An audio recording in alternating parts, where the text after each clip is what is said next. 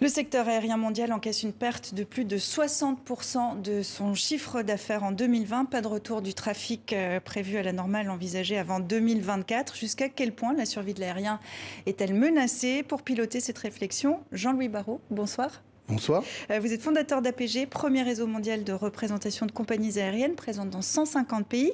Et puis avec nous également Alexandre de Juniac, bonsoir à vous aussi. Vous êtes directeur général de l'Association internationale du transport aérien, poste que vous quittez à la fin du mois. Vous êtes également l'ancien patron d'Air France KLM. Première chose, dans toutes les grandes crises, on voit que ça a entraîné des changements majeurs dans le secteur aérien. Le choc pétrolier des années 70 a débouché sur la libéralisation du ciel, par exemple. Alexandre de Juniac, quelles pourraient être les conséquences à long terme de cette crise sanitaire sur le secteur aérien? C'est une question difficile parce que la crise que nous vivons n'est pas une crise du modèle des compagnies aériennes. C'est un choc extérieur d'une ampleur absolument sans précédent, massif, qui est tout simplement le fait que nous n'avons plus de passagers parce que les passagers n'ont plus le droit, ou plus l'envie, plutôt plus le droit d'ailleurs, de voyager. Alors, est-ce que ça veut dire qu'il y aura des changements majeurs dans la structure et le fonctionnement du secteur aérien?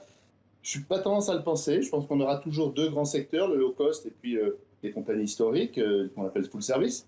Ça, c'est la première chose. Mais ce qui est assez probable, c'est qu'à court terme, les compagnies seront plus petites. Il y en aura moins, parce que malheureusement, beaucoup auront disparu et sont ou seront en faillite. Elles opéreront des réseaux plus petits et avec un nombre d'avions plus limité. Mais on peut espérer qu'à moyen terme, ça remonte. Et alors, quelle est la clé maintenant pour repartir selon vous? La première clé, c'est que les gouvernements lèvent les restrictions au voyage et qu'on puisse s'assurer que les voyages sont sûrs, non pas parce qu'il y a un risque d'attraper le virus à bord, ça c'est une chose qui est réglée, on sait que ça n'est pas le cas, pourvu qu'on respecte un certain nombre de mesures qui sont en place, le masque, la désinfection des cabines, etc. Mais maintenant que les gouvernements ont la vaccination et les tests, ce que nous leur disons, c'est ayez un plan de réouverture de vos frontières qui soit cohérent avec votre stratégie de vaccination et votre stratégie de test. Et si vous avez ça, nous accompagnons ce plan d'ouverture par une reprise extrêmement dynamique du trafic. Et puis, on leur apporte une chose qui est un outil pour faire on peut l'appeler comme on veut, mais un passeport sanitaire, voilà. Une certification, voilà. Jean-Louis Barrault, est-ce que c'est ça, maintenant, pour rebondir, est-ce que c'est le passeport sanitaire ou le passeport vaccinal qui peut permettre de repartir, de redémarrer? Inévitablement. Je trouve d'ailleurs que l'initiative de IATA est une excellente initiative.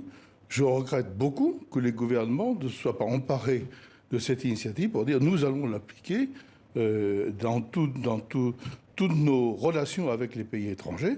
Ça me paraît extrêmement judicieux. De toute façon, il faudra bien qu'on l'on prouve pour les déplacements futurs qu'on a le droit de se déplacer, qu'on n'est pas porteur de la pandémie. Le passeport est une bonne idée.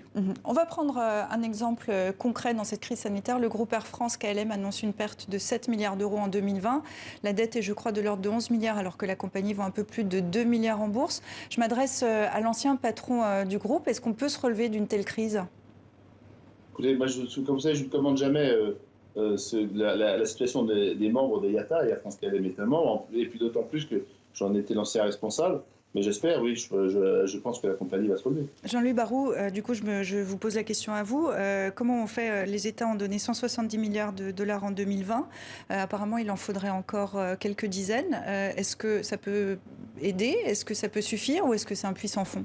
Je serais surpris d'abord que les États abandonnent leur compagnie aérienne. Les efforts seront considérables.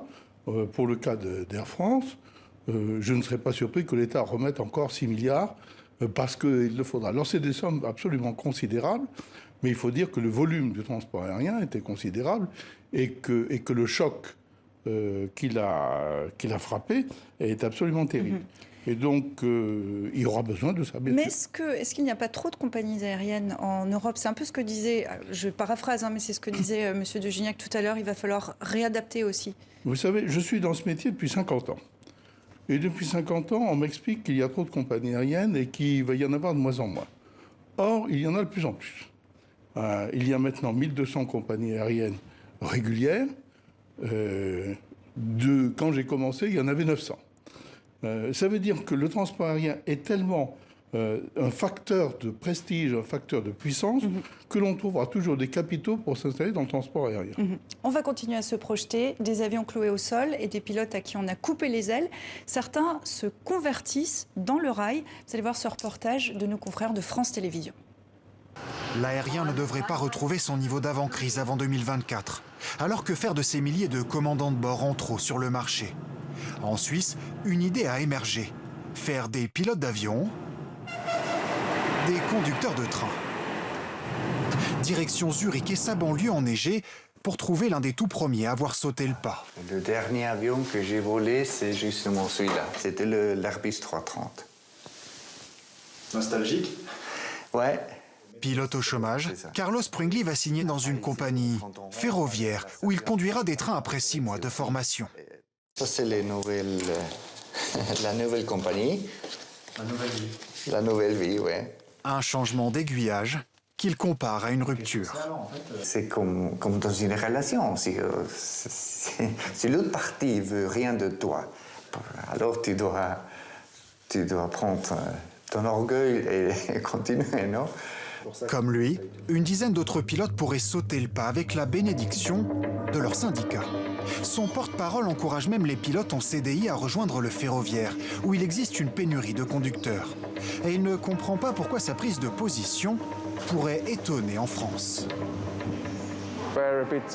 C'est nous qui sommes un peu surpris. En Suisse, il y a eu quelques réactions, mais on n'en a pas parlé aux informations nationales.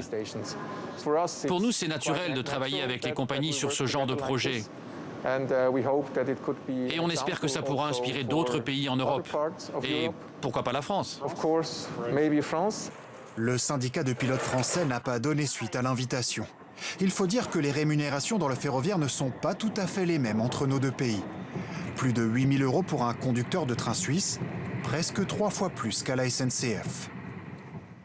Des pilotes qui ne volent pas, des avions qui se dégradent au sol. Alexandre de Juniac, est-ce que le ciel va finir par devenir dangereux?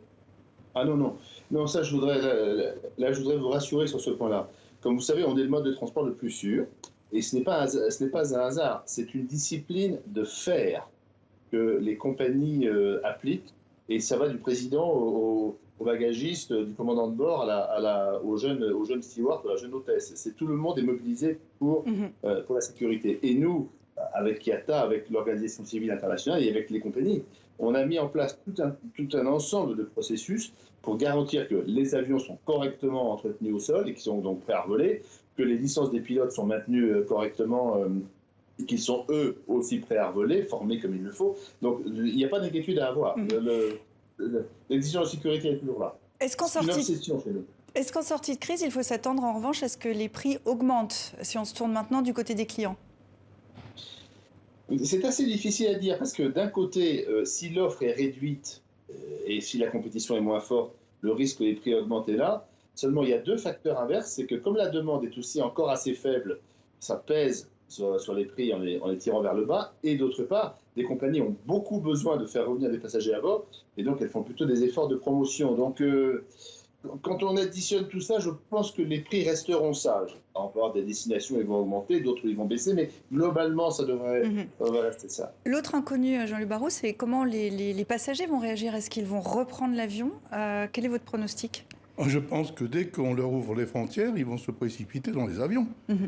Que ce soit d'ailleurs les touristes qui vont commencer eux-mêmes, ou les voyages à motifs familiaux, et les voyageurs d'affaires. On pense que les voyageurs d'affaires vont tarder à reprendre les vols. Je ne crois pas. Il y a beaucoup de contacts qui ont été pris pendant cette pandémie et il faut maintenant clôturer les business. Et pour les clôturer, ça se fait face à face.